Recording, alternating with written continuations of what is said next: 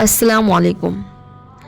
शादी ढूंढते वक्त, शादी करते वक्त कुछ बातें अपनी जहन में ज़रूर रखें। अक्सर ऐसा देखा गया है कि जब लड़के वाले शादी ढूंढ रहे होते हैं तो उन्हें खूबसूरत लड़की चाहिए होती है, या ये देखा जाता है कि जहेज़ कितना मिलेगा, कौन सी गाड़ी मिलेगी। और जब लड़की वाले रिश्ता ढूंढ रहे होते हैं तो ये देखते हैं कि लड़का कमाता कितना है, प्रॉपर्टी कितनी है, घर कितने हैं, गाड़ी कौन सी लेके चलता है। जब इस बेस पे शादियां होती हैं तो शादियां टूटने का डर ज़्यादा होता है, क्योंकि हमारा मकसद ही ज़्यादा पैसे और खूबसूरती थी। और घर अखलाक से चलता है। ज़िंदगी जीने के लिए पैसा बहुत ज़रूरी है, लेकिन अगर अखलाक अच्छा नहीं तो ज़िंदगी बेसुकून हो जाती है। इसलिए शादियां दीनदारी के बेस पे होनी चाहिए। नबी करीम सल्लल्लाहु अलैहि वसल्लम का फरमान है कि दीन के बेस पे निकाह करो। दीनदारी अखलाक को देखकर शादियां करनी चाहिए, लेकिन आजकल दीनदारी और अखलाक कोई मायने नहीं रखती। कोई ऐसा शख्स जिसके पास बहुत ज़्यादा पैसा नहीं है, लेकिन हाँ उसके अखलाक अच्छे हैं, दीनदार है, तुम्हारे खर्चे उठा सकता है, उसकी आदतें बहुत अच्छी हैं, अपनी बेटियों की उससे शादी कराएं। लड़के वाले भी इस बात को गौर से सुने कि सिर्फ खूबसूरती और माल के बेस पर निकाह ना करें, उसके अखलाक दीनदारी ज़रूर देखें। 5 वक्त के नमाज की पाबंद है या नहीं, अखलाक कैसे हैं, क्योंकि मकान को घर बनाने के लिए इन 2 चीज़ों का होना बहुत ज़रूरी है। एक ख़ानदानी दीनदार लड़की हद दर्जा कोशिश कर डालती है अपने रिश्ते को निभाने के लिए।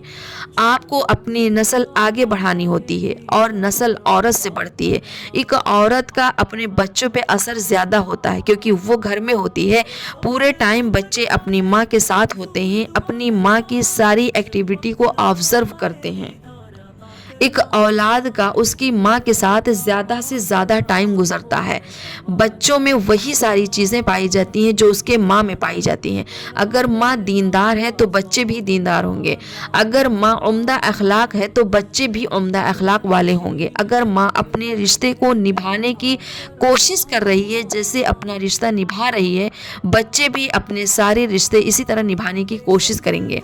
अगर माँ मुंहफट है, बद अखलाक है, तो बच्चे भी अपनी माँ पर जाएंगे। इसलिए दीनदार बा अखलाक ऊंचा ख़ानदान नहीं, लेकिन ख़ानदानी लड़के का इंतखाब ज़रूर करें, इंशाअल्लाह घर में सुकून होगा। शादी करते वक्त लालच दिल में पैदा करके शादी ना करें कि ज़्यादा से ज़्यादा जहेज़ मिलेगा, अच्छी से अच्छी गाड़ी मिलेगी। इस बात को जहन में ना रखें।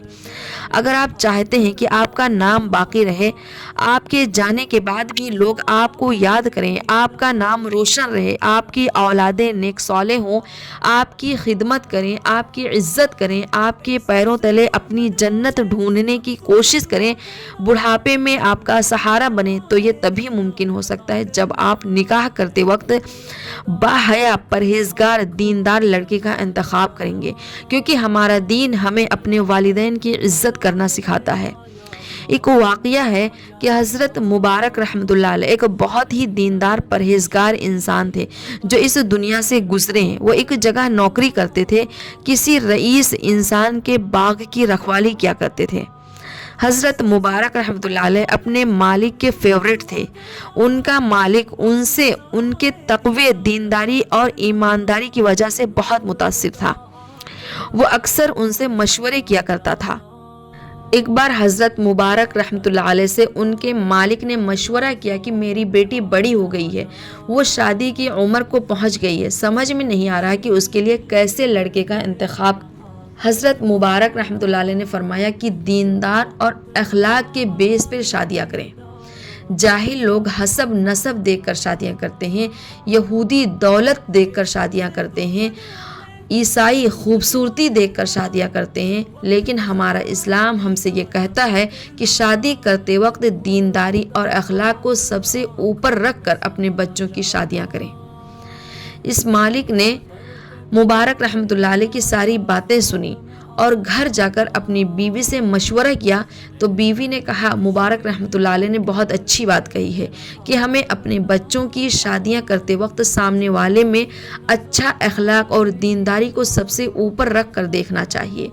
दीनदारी के बेस पर शादी करनी चाहिए اور اگر یہی بات ہے تو میں اپنی بیٹی کے لیے مبارک رحمۃ اللہ علیہ کا انتخاب کرتی ہوں، اور مجھے مبارک میں یہ دو چیزیں اعلیٰ نظر آتی ہیں، کیونکہ جس کے اخلاق اچھے ہوں گے وہ اپنی بیوی کے ساتھ اچھا سلوک کریں گے، جب دیندار ہوں گے تو اپنی بیوی کو سمجھیں گے، اس کی قدر کریں گے، کیونکہ حدیث میں آتا ہے کہ اگر تمہیں تمہاری بیوی کی کوئی بات ناگوار گزرے تو اس پر صبر کر کے اس کے اچھائیوں پر غور کریں، جب یہ سمجھ ہوگی تو زندگی دونوں کی بہت آسان ہو جائے گی۔